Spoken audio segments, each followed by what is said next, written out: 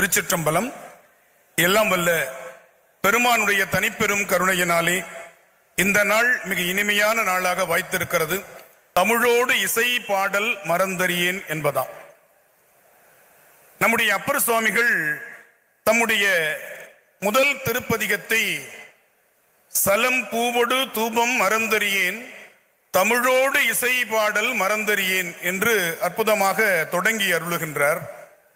எனவே தமிழ் இசை என்பது இசையோடு தமிழ் பாடுவது அல்ல, தமிழோடு இசை இணைந்து வருவது என்பதை நாம் புரிந்து கொள்ள வேண்டும். ஏனென்றால் இசைத்தமிழ் என்பது சற்று வேறுபட்டது. ஆனால் நம்முடைய தேவார திருமுறை பாடல்கள் தமிழிசை என்பதை நாம் நுணுக்கமாக புரிந்து கொள்ள வேண்டி இருக்கிறது. தமிழ் இங்கே முதன்மைப்படுத்தப்படுகிறது, இசை அதற்கு பக்கபலமாக வருகிறது. அதனால் தமிழோடு இசை என்று நம்முடைய நாவுக்கரசர் அதை தெளிவாக பதிவு செய்கிறார். இசையோடு தமிழ் என்று சொன்னால் பாடல்கள் தமிழாக இருக்கும், ஆனால் அங்கே இசை முதன்மைப்படுத்தப்பட்டிருக்கும். நம்முடைய அருணாச்சல கவிராயர், மாரிமுத்தா பிள்ளை, முத்துத்தாண்டவர் போன்ற தமிழ் கீர்த்தனை அடிப்படையிலான பாடல்கள் இசைத்தமிழ் என்று நாம் சொல்லலாம்.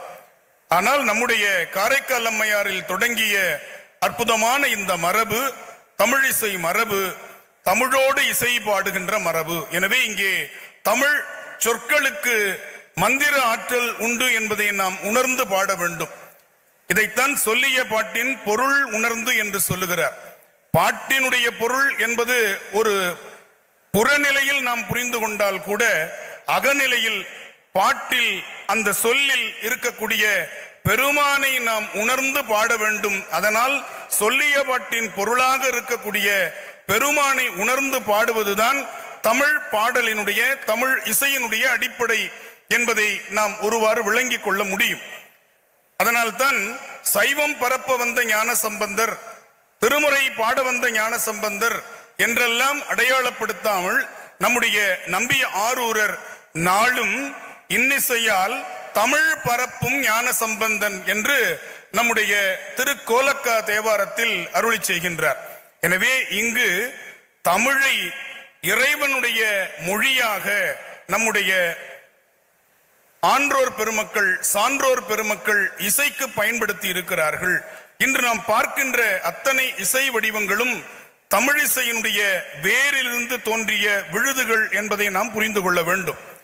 பொதுவாக நம்முடைய ஓதுவாமூர்த்திகள் தொடங்கும் பொழுது பிடியதன் உருவுமை என்ற ஒரு பதிகத்திலிருந்து ஒரு பாடலை பாடுவார்கள். நம்முடைய திருவலிவலம் தேவார் அதனுடைய பண் வியாழ குறிஞ்சி, ராகம் சௌராஷ்டிரம் என்று சொல்வார்கள். 7ஆம் நூற்றாண்டில் ஞான சம்பந்தர் இதை இப்படியாக பாடுகின்றார். பிடியதன் உருவுமை கொள்ளமிகு கரியது வழி கொடுத்தனதடி வழிபடும் அவர் இடர்கடி கணபதி வர அருளினுமிகு கொடை வடிவினர் பயில் வலி வலமுறை இறையே. இப்படியாக அந்த பாடல் அமைகிறது. இதுல நம்ம நுணுக்கமா கவனிக்கணும். பின்னாளில் நம்முடைய கர்நாடக இசை என்று சொல்லுகின்ற சங்கீத ராகங்கள் வந்ததன் பின்னால் இதற்கு சௌராஷ்டிரம் என்று குறிக்கின்றார்கள். திருவையாறில் வாழ்ந்த தியாகராஜர் இதே தேவாரத்தை கேட்டு வளர்ந்தவர் என்பதில் இருவேறு கருத்திற்கு இடம் இருக்க முடியாது. அதே திருவையாற்றில் அவர் இப்படியாக பாடுகிறார். ஸ்ரீ கணபதி சேவிம்பரா, ஸ்ரீ கணபதி சேவிம்பரா.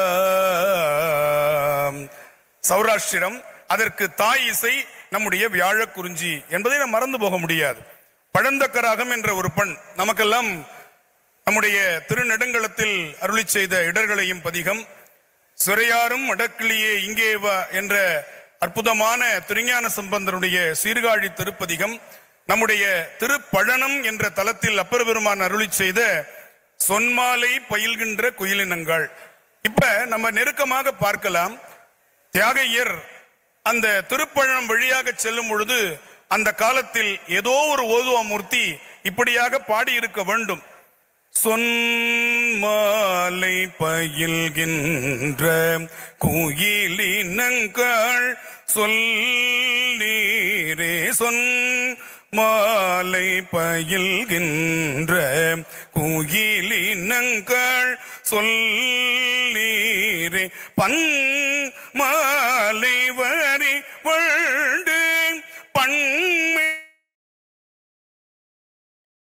தான் முன் மாலை நகு திங்கள் முகிழ் விளங்கு முடி சென்னி பொன் மாலை மார்பல் என் புது நலமுண்டு இகழ்வானோ, புது நலமுண்டு இகழ்வானோ. இது பழந்தக்க ராகம். நீங்க அப்படியே பாருங்க. சாதின்சனே ஓ மனசாதின்சனே.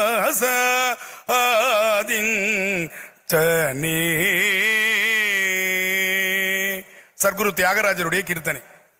அப்ப பழந்தக்க ராகம் என்ற மரபை நாம் இன்று அதிகமாக பேசுவதை தவிர்த்து விட்ட காரணத்தினால் ஆரபி என்ற பெயர் மாற்றம் அடைந்த ராகத்தை பேசுகிறோம். ராகத்தை புறக்கணிப்பதோ அல்லது வெறுப்பதோ இந்த பொழிவினுடைய நோக்கம் அல்ல. தமிழிசைதான் இப்படி பெயர் மாற்றம் அடைந்திருக்கிறது. தாய் இசை தமிழிசை, சேய் இசை கர்நாடக இசை. எனவே தாயும் சேயும் நலமாக இருக்க வேண்டும் என்பதற்காக தான் இந்த தலைப்பில் பேசுவதற்காக வந்திருக்கிறேன். ஏன்னா சேய் நலமாக இருக்கிறது, ஆனால் தாய் குற்றுயிரும் குலையுருமாக கிடைக்கிறது. என் 22 தமிழ் பண்கள் மட்டும்தான் நமக்கு கிடைத்திருக்கின்றன. ஆனால் சிலப்பதிகாரத்தில் அடியார்க்கு நல்லார் உரை எழுதும் பொழுது 103 தமிழ் பண்கள் இருந்ததாக எழுதுகின்றார். ஆனால் பெயர் அளவில் கூட அவற்றை நாம் பாதுகாக்க விட்டுவிட்டோம். இன்று பெயர் அளவில் கூட இல்லை. எவ்வளவு ராகங்கள் நம்முடைய கம்பீர நாட்டை என்று இன்று நம்முடைய நாதஸ்வர கலைஞர்கள் மல்லாரி வாசிக்கிறார்களே, அதற்கு அடிப்படையாக அமைந்தது நம்முடைய தோடுடைய செவியன் அல்லவா? அதற்கும் அடிப்படையாக அமைந்தது நம்முடைய துத்தம் கைக்கிளை என்று பாடிய காரைக்கால் அம்மையாருடைய நட்டபாடை பண்ணில் அமைந்த மூத்த திருப்பதிகம் என்பதை நாம் சொல்ல மறந்து விட்டோம். சொல்ல மறந்த கதை சொல்வதற்காக வந்திருக்கிறேன். இவ்வளவு நாள் நாம் எதை நினைத்துக் கொண்டிருக்கிறோமோ, விழுதுகளை பார்த்து வியந்து கொண்டிருந்த நமக்கு வேர்கள் தமிழாக இருக்கின்றன என்பதை நாம் புரிந்து கொள்ள வேண்டும். இதை காப்பாற்றி கொடுத்தவர்கள் ஓதுவா மூர்த்திகள். இருவரைத்தான் இந்த உலகம் மூர்த்தி என்று சொல்லி பெருமைப்படுத்தும். ஒன்று உற்சவ மூர்த்தி, அந்த உற்சவ மூர்த்தியோடு சேர்ந்து பாடக்கூடிய ஓதுவா மூர்த்தி. வேற யாரையும் மூர்த்தின்னு சொல்லி நம்ம பெருமைப்படுத்துவதல்ல. ஏனென்று சொன்னால் இந்த தமிழ் பாடும் ஓதுவார்கள் ஓதுவா மூர்த்திகளாக வணங்கப்பட்டார்கள் என்பதை நாம் புரிந்து கொள்ள வேண்டும். இந்த 22 பண்களும் இன்றளவும் ஓதுவா மூர்த்திகளால் தான் காப்பாற்றப்படுகின்றன. வைணவத்தில் இருந்த 4000 திவ்ய பிரபந்தம் பண்ணோடு பாடுகின்ற மரபு தொலைந்து விட்டது. தமிழ்நாட்டில் இல்ல. 4000 திவ்ய பிரபந்தம் பண்ணோடு பாடப்பட்டது. பழைய பதிப்புகள் அதற்கு பண் குறித்திருக்கிறார்கள். ஆனால் அந்த பாடுகிற மரபு, ஓதுவார் மரபு திவ்ய பிரபந்தத்தில் இல்லை. நம்முடைய தர்மயாதீனத்தினுடைய நட்சத்திர குருமணிகள் தம்முடைய ஞான பண்ணையில் வேதமும் ஆகமமும் நம்முடைய திருமுறையும் பயிற்றுவிக்கப்படுகின்ற பாடசாலைகளை உருவாக்கி ஆயிரக்கணக்கான மாணவர்களை உருவாக்கி இருக்கிறார்கள். அதனால் தமிழோடு இசைபாட வந்திருக்கிறேன். தர்மயாதீன பாடசாலையில் இன்று இன்னும் 5 ஆண்டுகள் அல்லது இன்னும் ஒரு 10 ஆண்டுகளில் இந்த தமிழகம் மட்டுமல்ல உலகம் முழுவதும் தர்மயாதீனத்தினுடைய பாடசாலை மாணவர்கள் ஓதுவா மூர்த்திகளாக பணியமர்த்தப்படுவார்கள். 48 ஓதுவார்கள் ஒரு கோயிலுக்கு இருந்த தஞ்சையிலிருந்து வந்திருக்கிறேன். இன்று 48 கோவிலுக்கு ஒரு ஓதுவார் இல்லை. இதனுடைய வித்தியாசத்தை புரிந்து கொள்ள வேண்டும். தஞ்சை பெரிய கோவில் ஒரு கோயிலில் 48 ஓதுவா மூர்த்திகள் இருந்தார்கள். பிடாரர்கள் என்று அதை மெய்கீர்த்திகள் பதிவு செய்கின்றன. ஆனால் இன்று 48 கோவில்களுக்கு ஒரு ஓதுவார் இருக்கிறாரா என்று சொன்னால் கேள்வியாக இருக்கிறது. அதைத்தான் குறித்து வைத்துக் கொள்ளுங்கள் பெருமக்களே. இன்னும் 10 ஆண்டுகளில் ஓதுவமூர்த்திகள் இல்லாத கோயில்களே இல்லை என்னும் அளவிற்கு தர்மயாதீன ஞான பண்ணை விளைவித்துக் கொண்டிருக்கிறது என்பதை பெருமையோடு பதிவு செய்கின்றேன். ஏன்னா நம்ம இந்த மொழி என்ற அடிப்படையில் நாம் துவேஷம் என்று சொல்லக்கூடிய வேறுபாடை பார்த்தே பழக்கப்பட்டு விட்டோம். தெளிவாக புரிந்து கொள்ளுங்கள். நம்முடைய திருமுறை தமிழ் என்பது நம்முடைய மறைந்த திருவடி அடைந்த எஜமான் சுவாமிகள் குறிப்பிடுவார்கள், பெருமானுடைய திருச்செவியில் நேரடியாக சென்று சேரக்கூடிய தமிழ். எனவே திருமுறையை பாடுங்கள் பாடுங்கள் பாடுங்கள் என்று குறிப்பிடுவார், அடிக்கடி அவர்கள் குறிப்பிடுவார்கள். அதுபோல இந்த திருமுறையை பாடி பாடி பாடி, அதிலும் குறிப்பாக பண்ணோடு பாடுதல். நம்மள்ட்ட 2 மரபு உண்டுங்க. முற்றோதல் மரபு, பாராயண மரபு என்று ஒன்று உண்டு. மற்றொன்று பண்ணோடு பாடுகின்ற மரபு. இப்ப நம்ம எடுத்துக்காட்டா பார்த்தோம்னா, உண்ணாமுலை உமையாளோடும் உடனாகிய ஒருவன் பெண்ணாகிய பெருமாமணி திகழ மண்ணார்ந்தன அருவி திரள் மழலை மூழவு அதிரும் அண்ணாமலை தொழுவார் வீணை வழுவ வண்ணம் அருமே. இது பண் பாடுகிற முறை. இதற்கு தாள கட்டுமானங்கள், அந்த பண் அமைதிகள் எல்லாம் உண்டு. இப்ப இது மாதிரி பாடுவதற்கு நமக்கு பயிற்சி கண்டிப்பாக தேவை. ஆனால் முற்றோதல் மரபு அல்லது பாராயண மரபு அல்லது மனனம் செய்கிற மரபு என்று நம்முடைய தர்மயாதினத்தில் ஒரு மரபு இருக்கிறது. அந்த பாராயண மரபில் நாம் பதிகம் முழுவதையும் மனனம் செய்து விட முடியும். இதற்கு என்று ஒரு நடை இருக்கிறது. உண்ணாமுலை உமையாளோடும் உடனாகிய ஒருவன் பெண்ணாகிய பெருமான் மலை திருமாமணி திகழ மண்ணார்ந்த நகருவி திரள் மழலை முழவதிரும் அண்ணாமலை தொழுவார் வினை வழுவா வண்ணம் அருமே. இந்த நடையில் நாம் பதிக பாராயணம் செய்ய முடியும். இது போலவே நம்ம எல்லாம் பாட்டையும் வண்டார் குழல் அறிவையோடு பிரியா வகை பாகம், இங்கே பண் மாற்றல, அதனுடைய நடை மனன நடைன்னு பேரு. நம்முடைய சிவாச்சாரிய பெருமக்கள் வந்திருக்கிறார்கள். அவர்களுடைய எளிமையாக இதை நம்ம இந்த நடையை மாணவர்களுக்கு சொல்லி கொடுத்துட முடியும். இந்த நடையில நம்ம அத்தனை பதிகங்களுக்கும் இருக்குங்க. இப்ப எளிமையா நம்ம பார்த்தோம்னா 6ஆம் திருமுறை ரொம்ப கடினம்னு சொல்லுவாங்க. ஏன்னா ஓதுவாமூர்த்திகள் அரிக்காமூர்த்தி ரதத்துல அதை சுத்தாங்கமாக பாடி நாம கேட்டிருக்கிறோம். எனவே ரசித்து கொண்டே இருக்கிறோம். இந்த 99 பதிகங்களை நம்ம எப்படி பாட போறோம்? இவ்வளவு பெரிய பதிகமா இருக்கு. இருக்கிறதுலே எளிமையானது 6ஆம் திருமுறைங்க. பல பேருக்கு அது தெரியாது. இருக்கிறதுலே எளிமையானது 6ஆம் திருமுறை. ஒண்ணும் வேண்டாம், எளிமையா ஒரு நடை. அந்த நடை இப்ப நான் சொல்லி கொடுத்துறேன். அத்தனை பதிகத்தையும் நீங்க பாடி முடிச்சிடலாம். எடுத்துக்காட்ட பாருங்க. அரியானை அந்தனர்தம் சிந்தையானை அருமறையின் அகத்தானை அணுவையார்க்கும் தெரியாத தத்துவனை தேனை பாலை திகழொளியை தேவதம் கோணை மற்றை கரியானை நான் முகனை கனலை காற்றை கலந்து நின்ற குல. இதே மாதிரி நம்ம பாடிட்டு போயிடலாம். தக்க தக்கிட்ட தக்க தக்கிட்ட தக்க தக்கிட்ட தக்க தக்கிட்ட தக்க தக்கிட்ட தா. நடை இவ்வளவுதான். எந்த பாட்டு ஒண்ணா நினைந்துருகும் அடியாரை நைய வைத்தார் நில்லாமே தீவினைகள் நீங்க வைத்தார். குறிஞ்சிப்பண். இந்த குறிஞ்சிப்பண் 6ஆம் திருமுறைக்குரிய நடை இதுதான். இந்த நடையில் எண்ணுகேன் என் சொல்லி எண்ணுகேனோ எம்பெருமான் திருவடியை எண்ணின் நல்லால்.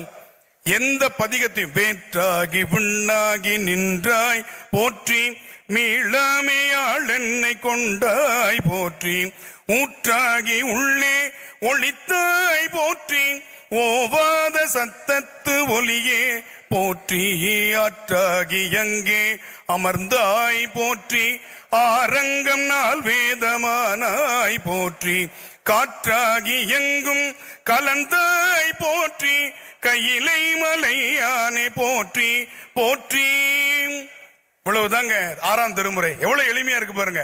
நம்ம சுவாமிகள் அவர்கள் அவதரித்த எருக்கத்தம்புலியூர் குறிஞ்சி பண்ணிலம் என்ற தேவாரம். அதுக்கு நமக்கு ரொம்ப எளிமையான நடை. விண்ணோர் பெருமானே விகிர்த விடையூர்தி பெண்ணானலியாகும் பித்தா பிறை சூடி எண்ணார் எருக்கத்தம் புலியூர் உரைகின்ற அண்ணா என வல்லார் கடையா வினைதானே அண்ணா என வல்லார் கடையா வினைதானே. இவ்வளவுதாங்க. இப்படி ஒவ்வொன்றுக்கும் இருக்கிறது. நான் தமிழ்னு சொன்னேன், ஏன்னா இசையோடு தமிழ் அல்ல, தமிழோடு இசை. நம்முடைய தமிழ் சாதாரண தமிழ் இல்ல. இன்னைக்கு நம்ம குழந்தைகளுக்கு அதை சொல்லி கொடுக்கணும். இன்னைக்கு உச்சரிப்புக்கு தேவாரத்தை சொல்லி கொடுக்கலன்னா உச்சரிப்பு சரியா தமிழ்ல வராது. நாம் இன்று பாட புத்தகத்திலிருந்து தமிழையும் தமிழ் இசையையும் தேவார திருமுறைகளையும் எடுத்ததன் காரணம் இன்று தமிழ் பேசுவதே தகராறா போயிடுச்சு. தமிழ் உச்சரிப்பு இன்னைக்கு குழந்தைகளுக்கு வருவது இல்லை. ஆனா ஞானசம்பந்தர் ஒரு எழுத்துக்கு ஒரு பாடல் வீதம் அழகான உச்சரிப்புக்கு சீர்காழி திருப்பதிகத்தில் 12 பாடல்கள் அருளி செய்திருக்கிறார். நான் மேடைகள் தோறும் இதை சொல்லுகிறேன். யாராவது ஒரு 4 பேர் இதை கேட்டு ஒரு 400 பேருக்கு சொல்ல மாட்டார்களா என்ற ஒரு ஏக்கம் தான். ஞானசம்பந்தர் சீர்காழி பதிகத்துக்கு மட்டும் சிறப்பாக 12 பாடல்கள் அமைத்திருப்பார். ஏன்னா 12 திருநாமங்கள் கொண்ட தலம் நம்முடைய சீர்காழி தலம். அதுல இடையினரான்னு சொல்றதுக்கு ஒரு பாட்டு இருக்கும், வல்லினத்துக்கு ஒரு பாட்டு இருக்கும், மெல்லினத்துக்கு ஒரு பாட்டு இருக்கும். அது எப்படின்னா அந்த சீர்காழியினுடைய திருநாமங்கள் இருக்கு இல்லைங்களா, அதுல பிரமபுரம்னு வந்துச்சுன்னா இடையின ரகரம் சிறப்பு பெறுகிறது, பிரமபுரம். எனவே இடையின ரகரத்திலே ஒரு பாட்டு முழுக்க இருக்கும்.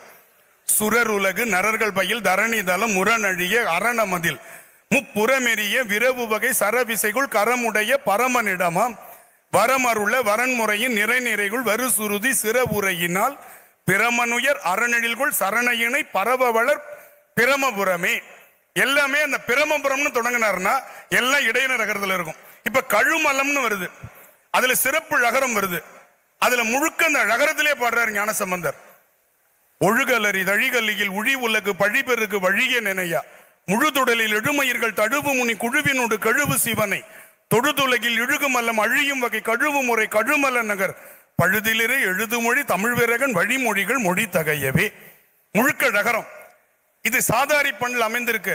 பண்ணுக்கு ஒண்ணு ரொம்ப நம்ம சிரமப்பட வேண்டாம், கொஞ்சம் நீட்டி சொன்னா போதும். நெடில் எழுத்துக்களை நீட்டி மெய்யெழுத்துக்களுக்கு அழுத்தம் கொடுத்து நாம் பாடினால் தமிழிசை 50% பாராயண முறை பாடிடலாம்.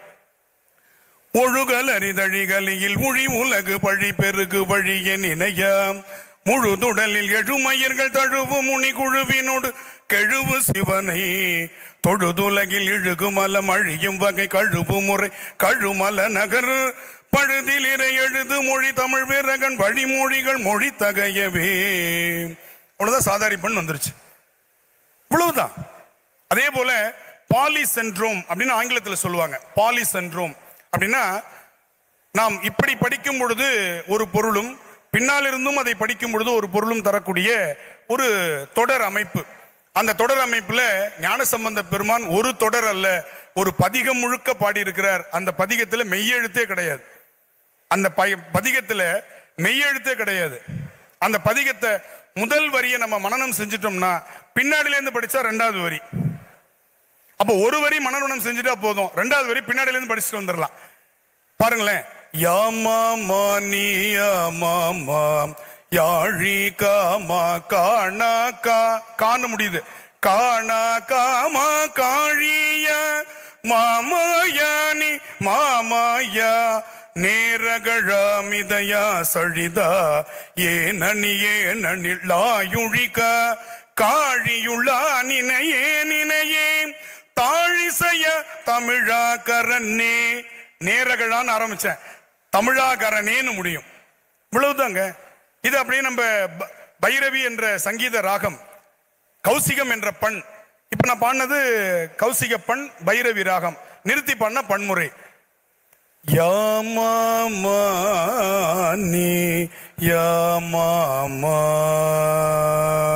யாழி காமா கணாகம்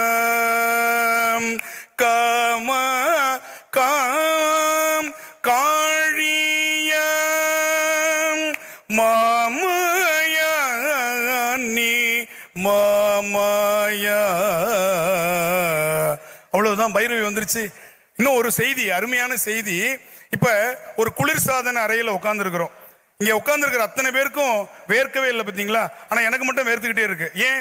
தமிழிசை பாடினால் நம்ம உடம்புல இருக்கக்கூடிய அந்த நீர் வெளியேறி உடம்பு சமநிலைக்கு வரும், உடம்புல இருக்கிற கொழுப்பெல்லாம் கரையும். நான் அடிக்கடி விளையாட்டாக சொல்லுவது உண்டு, வேடிக்கையாக சொல்லுவது உண்டு. தமிழிசை தேவாரம் பாடினால் உடம்புல இருக்கிற கொழுப்பும் கரையும், வாய் கொழுப்பும் குறையும். ஏன்னா தேவாரம் பாடுற வாயாலையா இவர் இப்படி பேசணும், தேவாரம் பாடுற வாயாலையா இந்த சொல் சொல்லணும் அப்படின்ற ஒரு தயக்கத்தை தேவாரம் உங்களுக்கு கொடுக்கும். தேவாரம் பாடினால் நிச்சயமாக அந்த வாயிலிருந்து தகாத வார்த்தைகள் வராது, வந்தால் தேவாரம் வராது. அவ்வளவுதான். ஏன்னா இங்க இருக்கிறான் பெருமான் மனத்தகத்தான், அப்புறம் தான் தலைமையலான், முதல்ல மனத்தகத்தான். ரொம்ப அழகா நம்முடைய இந்த ஞான பண்ணையில் விளைந்து திருமுறை ஒப்பற்ற சக்கரவர்த்தியாக விளங்கிய தர்மபுரம் சுவாமிநாதன் ஐயா ஒரு பண் பாடுவார். அந்த பண் இந்த மாதிரி ஒலி வாங்கி இல்லாத காலத்திலேயே இந்த தர்மயாதீன ஞான பண்ணையில் இருந்து கொண்டு அவர் பாடுகின்ற பொழுது 4 புறங்களிலும் இருப்பவர்கள் ஐயா பாடத் தொடங்கிட்டாங்க அப்படின்னு சொல்ற அளவிற்கு அந்த குரல் வளம் இருந்தது. நம்முடைய குருமகா சன்னிதானம் அவர்கள் கட்டளை சுவாமிகளாக இருந்த பொழுது அவர்களை வைத்துக் கொண்டு திருச்சி ஸ்ரீரங்கத்தில் அவர்கள் செய்த இசை பொழிவுகளை நான் நினைந்து பார்க்கிறேன். இன்றும் அது காணொளிகளாக நம்முடைய இணையதள பக்கங்களில் வலம் வந்து கொண்டிருக்கின்றன. அந்த பொழிவில் அவர் சொல்லுவார், இந்த பண் பாடினால் உடம்பு அப்படி கலகலத்து போயிடும். அப்படி ஒரு பண் இருக்கு தமிழ்ல, காந்தார பஞ்சமம்னு பேரு. எடுத்தடுப்புல அந்த பண் பாடுறது கஷ்டம், தொண்டை கொஞ்சம் அப்படி வாமப் ஆகணும். அப்பதான் அந்த பண் எப்ப பாடுவாங்கன்னா ஒரு கச்சேரியினுடைய மையத்தில் அந்த பண் பாடுவாங்க. அந்த பண்ணுக்கு காந்தார பஞ்சமம்னு பேரு. அதற்கு கேதார கவுளை என்கின்ற ராகத்தை சொல்கிறார்கள், மிக கனராகம். எங்கெல்லாம் பெருமான் நெடும் தொலைவில் இருந்தானோ அங்கெல்லாம் நம்முடைய மூவர் இந்த பண்ணில் தான் பாடி இருக்கிறார்கள். ஒரு 3 உதாரணம். கல்லோடு கட்டி கடலில் அப்பர் சுவாமிகளை இட்ட பொழுது திருப்பாதிரி புலியூர் பெருமானை கடலில் இருந்து தொலைவில் இருந்து பாடி அழைத்த பண் காந்தார பஞ்சமம். சொற்றுணை வேதியன். இடரினும் தளரினும் என்கின்ற பொன் பெற்ற பதிகம் திருவாவடுதுறை சன்னதியில் இருந்து பாடியதல்ல, பலிபீடத்தில் நின்று பாடினார் என்று சேக்கிழார் சொல்லுகிறார். திருவாவடுதுறை அந்த மாசிலாமணி ஈஸ்வருடைய கோயில் சன்னதிக்கும் பலிபீடத்திற்கும் ஒரு 1/2 கிலோமீட்டர் இருக்கும். அப்ப இந்த பண் அவ்வளவு வீச்சு கொண்டு பாடப்படுகிறது. அதே போல திருவையாற்றில் ஐயாற்று பெருமானை காணுகின்ற ஆசையில் வந்த நம்பி ஆரூரர் இக்கரைக்கு பதிலாக அக்கரையில் வந்தார். ஆனால் அக்கரையில் தான் வந்தார், ஆனால் சுவாமி அந்த பக்கம் இருக்கிறார். எனவே இந்த பக்கத்தில் இருந்து அந்த பக்கம் இருக்கின்ற பெருமானை அழைக்கும் பொழுது ஐயாறு உடைய அடிகளோ என்ற பொழுது இந்த பண்ணை தேர்ந்தெடுத்தார் என்று தர்மபுரம் சுவாமிநாதன் அவர்கள் நம்முடைய குருமணிகளை வைத்துக் கொண்டு இந்த விளக்கத்தை அழகாக சொன்ன நினைவுகளை நான் இப்பொழுது யோசித்து பார்க்கிறேன். அந்த பண் அப்படிப்பட்ட பண். இதுல சுத்தாந்தம் பாடும் பொழுது அவ்வளவு நமக்கு சக்தி தேவைப்படும். ஒரு பாடி காட்டினார் இந்த பாட்டை. கல்லினோடு என்னை பூட்டி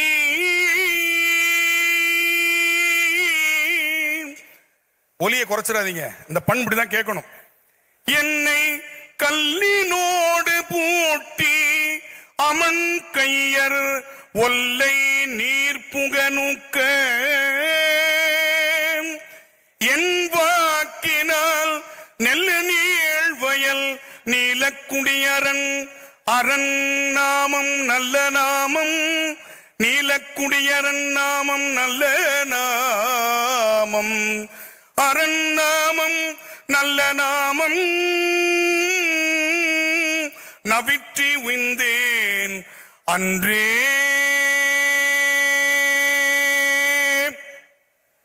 இப்படி பாடினா கொழுப்பு தங்குமா? எவ்வளவு சக்தி தேவைப்படும். இப்படி பாடிட்டு பரவும் பரிசொன்று அறியே நான் பண்டே உம்மை பயிலாதேன் இரவும் பகலும் நினைந்தாலும் எய்த நினைய மாட்டேன் கரவில் அருவி கமுகுண்ண தெங்கங்குலை கீழ் கருப்பாலை அரவம் தீரை காவிரி கோட்டத்து ஐயாருடைய அடிகளோம் அரவம் திரை காவிரி கோட்டத்து ஐயாருடைய அடிகளோம் ஐயாருடைய அடிகளோ ஐயாருடைய அடிகளோ.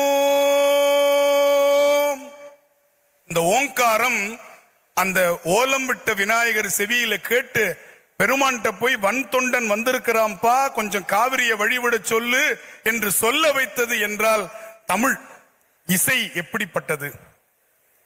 ஞானசம்பந்த பெருமான் தம்முடைய பதிகத்தினுடைய நிறைவாக பாடியது இந்த மண்ணுலகில் நமக்கெல்லாம் தெரிந்த அருமையான ஒரு பதிகம், கல்லூர் பெருமனம் வேண்டா கழுமலர்.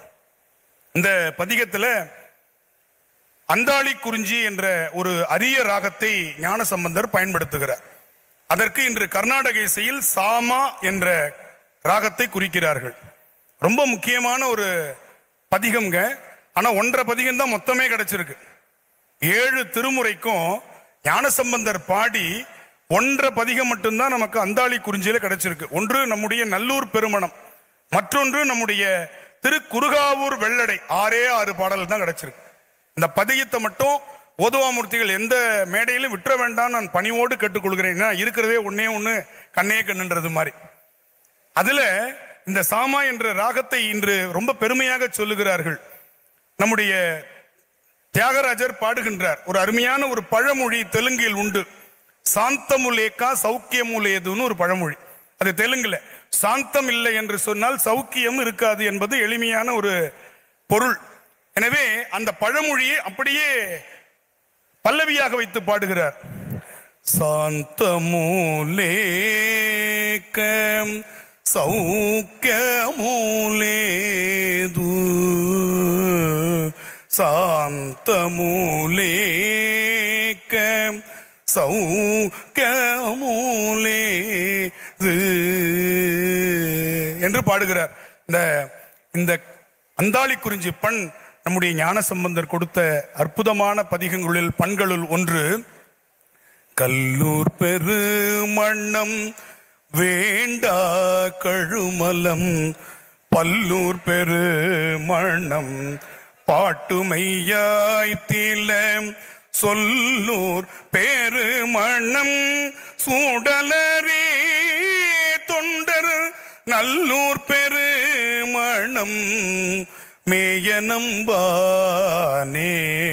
நறும்பொழில் காழியுள் ஞானசம் பந்தன் பெரும்பத நல்லூர் பெருமணத்தானை உறும் பொருளால் சொன்ன ஒன் தமிழ் வல்லார்க்கு அரும்பழி பாவும் அவலம் மேல ரே அரும்பழி பாவம் அவலம் மிலரே அரும்பழி பாவம் அவலம் இலரே.